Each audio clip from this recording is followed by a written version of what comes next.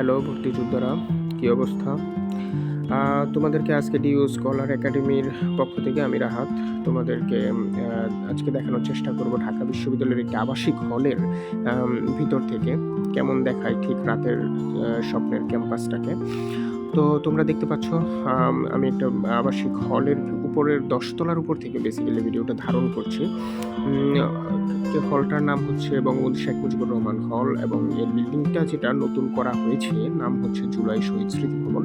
তো যাই হোক, ক্যাম্পাস এরিয়াটা দেখতে পাচ্ছ খুবই অন্ধকার, আসলে অন্ধকার বোঝা যাচ্ছে উপর থেকে, বাট ক্যাম্পাসটা যথেষ্ট সুসজ্জিত।